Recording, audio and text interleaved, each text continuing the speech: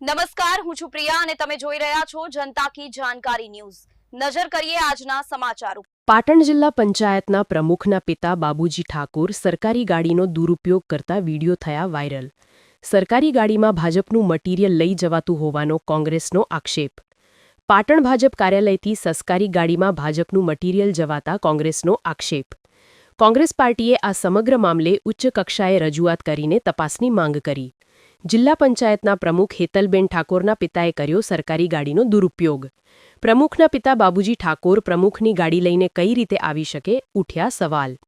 પાટણ શહેર કોંગ્રેસ પ્રમુખ દીપક પટેલે સત્તાના દુરુપયોગ કર્યાના ગંભીર આક્ષેપ લગાવ્યા। પાટણ શહેર કોંગ્રેસ પાર્ટીના હર્ષદ વર્મા, હરગોવર મકવાણા, મનીષ ઠક્કરે ખોલી પોલ। પાટણ શહેર કોંગ્રેસના કાર્યકરોએ વીડિયો બનાવી કર્યા વાયરલ। પાટણ જિલ્લા પંચાયતના સરકારી વાહનનો રાજકીય ઉપયોગ। રિપોર્ટ અનિલ રામાનુજ, રાધનપુર। પાટણ ભાજપ જિલ્લા કાર્યાલય ખાતે સવારે 9:30 વાગતામાં બે ગવર્મેન્ટ ઓફ ગુજરાત લખેલી ગાડીઓ પડી હતી। તેમાં ભાજપના કાર્યાલયમાંથી સ્ટેશનરીનો સામાન ભરાતો હતો।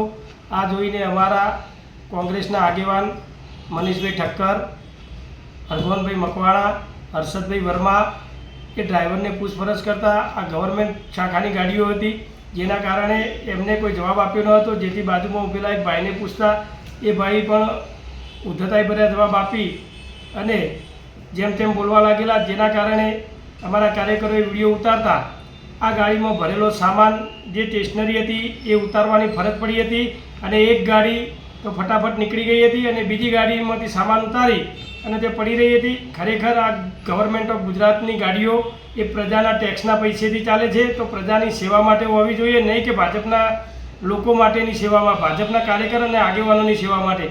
ખરેખર આની યોગ્ય તપાસ થવી જોઈએ અને આ જે લોકોએ ગવર્મેન્ટ ગાડી અહીંયા ભાજપ કાર્યાલયે મોકલી છે એમની સામે કડક કાર્યવાહી કરવી જોઈએ તેવી પાટણ શહેર કોંગ્રેસ પ્રમુખ તરીકે અમારી માગણી છે।